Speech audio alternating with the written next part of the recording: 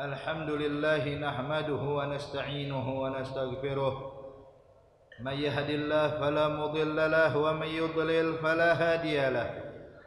Wa ashhadu an la ilaha illallah wahdahu la syarika lahu. Wa ashhadu anna sayyidana wa nabiyyana Muhammadan abduhu wa rasuluh.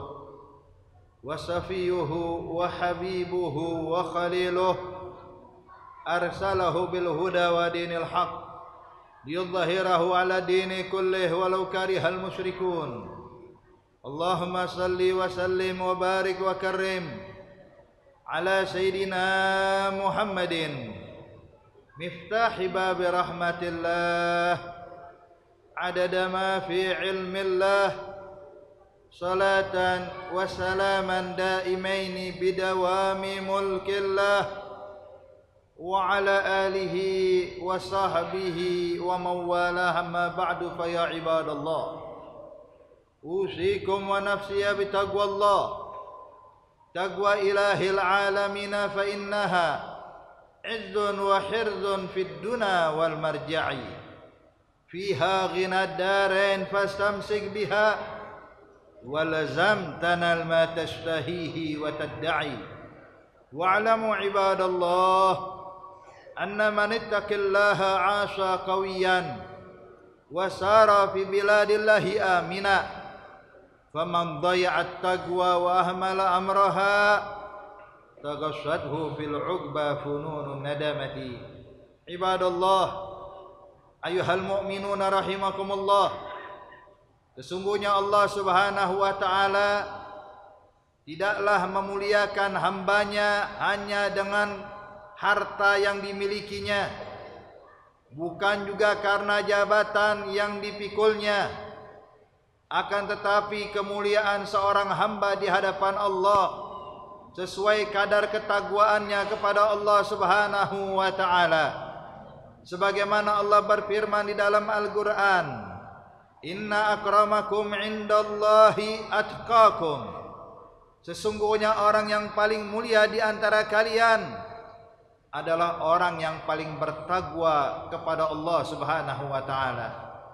Maka ayuhal ibad, kita dianjurkan oleh Allah untuk berlomba-lomba melakukan kebaikan dan meraih takwa.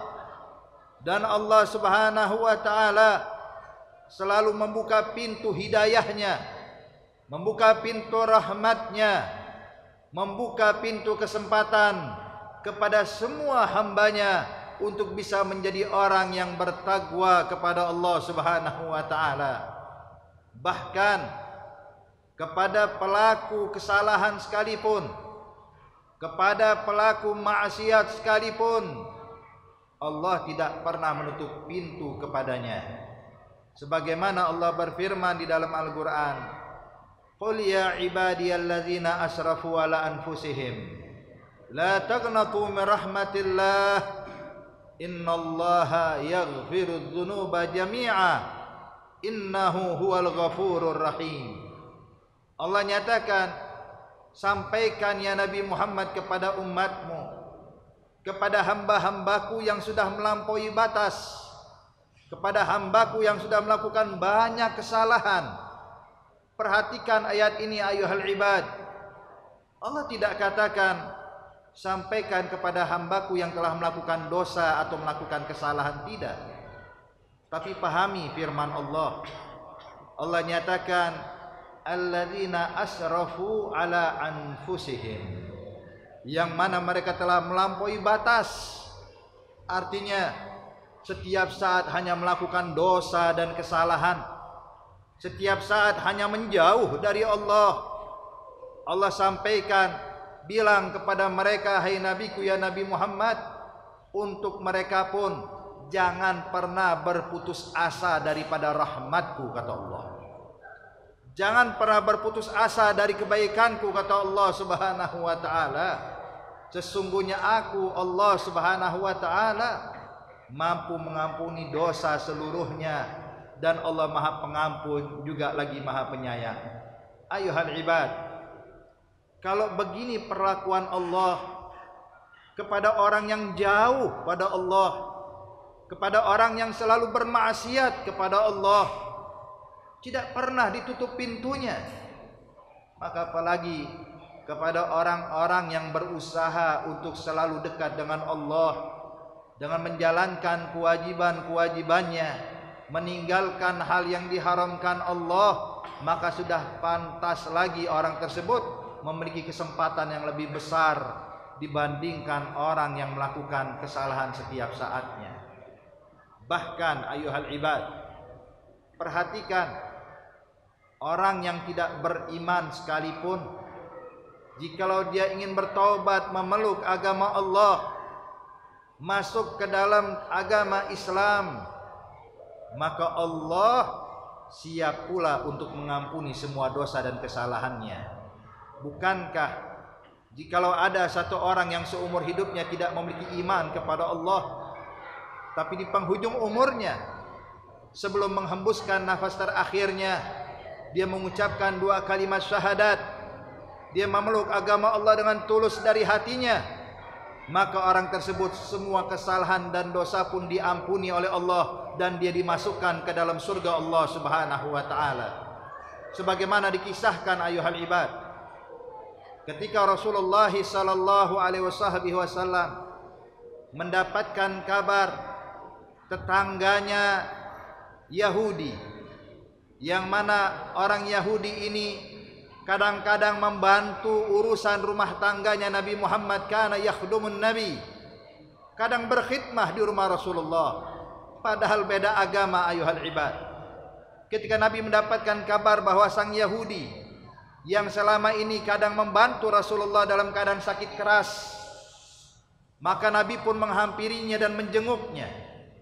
Ketika Nabi menjenguknya, Nabi mengetahui bahwa ini sudah berada di penghujung umurnya, maka Nabi pun mentalginkan kalimat syahadatain kepada sang pemuda tadi, membimbingnya mengucapkan 2 kalimat syahadat.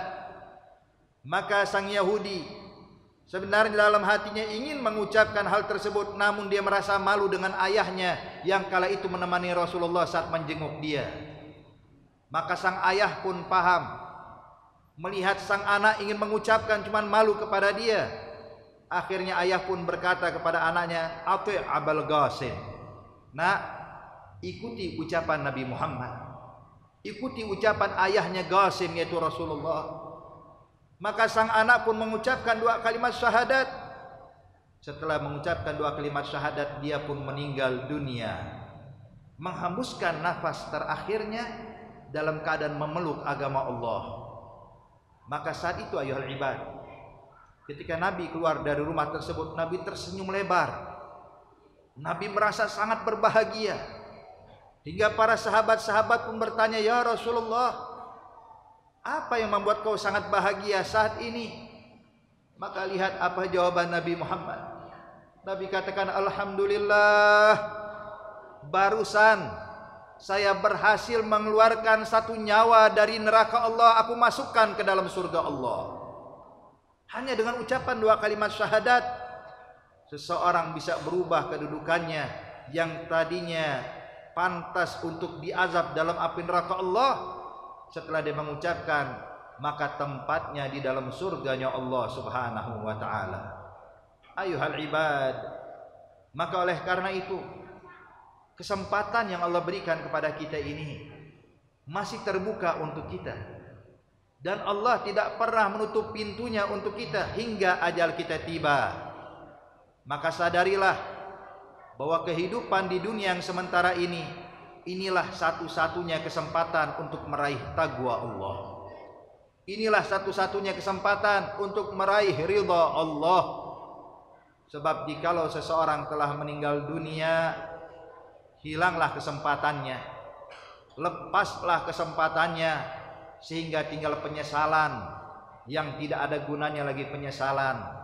Sehingga digambarkan oleh Allah di dalam ayat Al-Quran lainnya, Allah ceritakan ayuhal ibad, ketika mereka orang yang selama hidup di dalam dunia melakukan kesalahan, melakukan pelanggaran, saat dicabut nyawanya, maka dia pun memohon kepada Allah, dia pun meminta kepada Allah, Rabbirji'un, ya Allah, tolong kembalikan aku lagi ke dunia, la'alli a'malu salihan, semoga saja saya bisa beramal saleh ya Allah.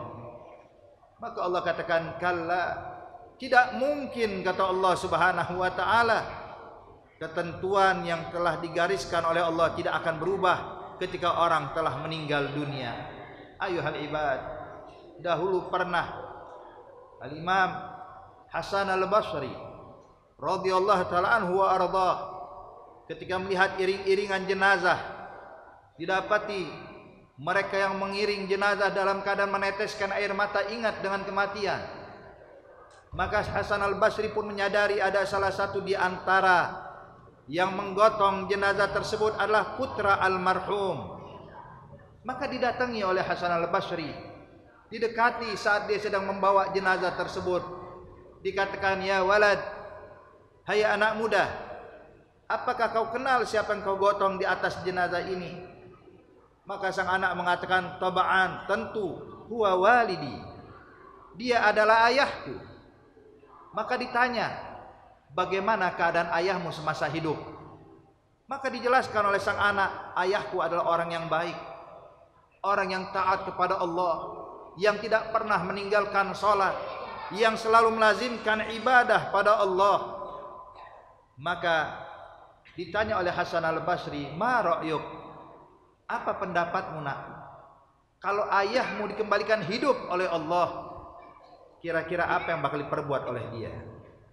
Sang anak berkata, wallahi, demi Allah, kalau ayahku dikembalikan hidup oleh Allah, maka sudah pasti dia akan meningkatkan lagi ibadahnya, sudah pasti dia menambahkan taatnya kepada Allah, dan dia akan habiskan waktunya hanya untuk mendekatkan diri kepada Allah Subhanahu wa taala. Maka Hasan Al-Basri pun memberikan nasihat pada anak ini, nak, ketahuilah, ayahmu tidak mungkin hidup lagi. Ayahmu yang sudah meninggal tidak akan dikembalikan lagi oleh Allah. Kesempatannya sudah habis. Tapi saya dengan engkau saat ini masih punya kesempatan untuk meningkatkan ibadah, meningkatkan ta'ah. Jangan sampai saat ajal kita tiba, kita cuma menyesal, kenapa saya tidak melakukan ini dan kenapa saya tidak melakukan itu. Ayuhal ibad, maka gunakan kesempatan hidup kita ini sebaik-baiknya. Kehidupan di dunia hanya sementara. Jangan beranggap hidup di dunia ini panjang, ayuhal ibad. 60 atau 70 tahun adalah waktu yang singkat. 80 tahun bahkan 100 tahun sekalipun bukan waktu yang panjang dibandingkan penyesalan nanti di hadapan Allah di akhirat kelak yang abadi, yang kekal, yang selama-lamanya hanya bisa meratapi, kenapa saya tidak melakukan kebaikan ini dan itu. Semoga Allah Subhanahu wa taala membimbing kita, Allah mengarahkan kepada kita semuanya dan mengirimkan taufik juga hidayahnya, sehingga pada kesempatan yang singkat ini kita gunakan sebaik-baiknya untuk mendekatkan diri kepada Allah, dan kita pun wafat dalam keadaan husnul khatimah, meninggal dalam keadaan yang diridhai oleh Allah, termasuk orang yang bertakwa di sisi Allah. Amin, amin ya rabbal alamin. Wa qad qala Allah ta'ala wa qauluhul haqqul mubin. A'udzu billahi minasyaitonir rajim. Bismillahirrahmanirrahim. Wal 'ashri innal insana lafi khusr illa alladzina amanu wa 'amilus solihati wa tawashaw bil haqqi wa tawashaw bis sabr. Barakallahu li wa lakum minal Qur'anil 'azim wa nafa'ani wa iyyakum minal ayati wa dzikril hakim. Aqulu qawli hadza wa astaghfirullahal 'azim li wa lakum wa liwalidina wa liwalidikum wastaghfiruh innahu huwal ghafurur rahim.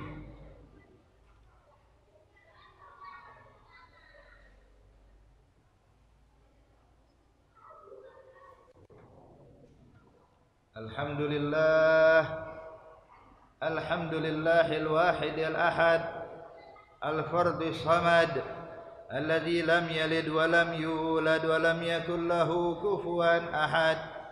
Wa ashhadu an la ilaha illallah wahdahu la syarika lah, wa ashhadu anna sayyidana wa nabiyyana Muhammadan abduhu wa rasuluh. ورسوله وصفيه وحبيبه وخليله أرسله بالهدى ودين الحق يظهره على الدين كله ولو كره المشركون اللهم صل وسلم على سيدنا محمد الفاتح لما أغلق والخاتم لما سبق ناصر الحق بالحق والهادي إلى صراطك المستقيم وعلى آله وصحبه حق قدره ومقداره العظيم أما بعد فيا عباد الله أوصيكم ونفسي بتقوى الله تقوى الله التي لا يقبل غيرها ولا يرحم إلا أهلها ولا يثيب إلا عليها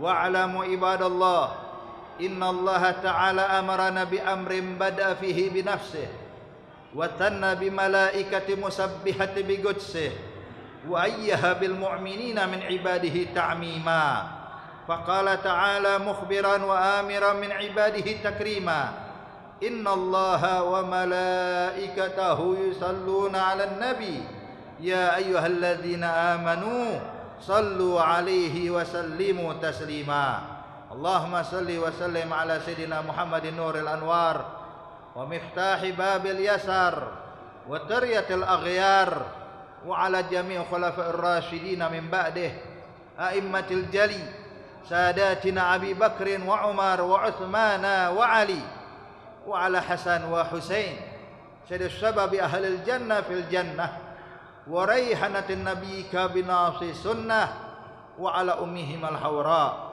فاطمة الزهراء وخديجة الكبرى وعائشة الرضا وعلى حمزة وعباس وجميع أهل بيت رسول الله الذي طهرتهم من دنس والأرجاس وجميع أصحاب المهتدين والتابعين لهم بإحسان إلى يوم الدين وعلينا معهم وفيهم برحمتك يا أرحم الراحمين اللهم اغفر للمسلمين والمسلمات والمؤمنين والمؤمنات الأحياء منهم والأموات اللهم اهدنا بهداك واجعلنا ممن يسارع في رضاك ولا تولنا وليا سواك ولا تجعلنا ممن خالف أمرك وعصاك برحمتك يا أرحم الراحمين يا أرحم الراحمين يا أرحم الراحمين عباد الله إن الله أمركم بالثلاث ونهاكم عن الثلاث إن الله يأمر بالعدل والإحسان وإيتاء ذي القربى وينهى عن الفحشاء والمنكر والبغي يعظكم لعلكم تذكرون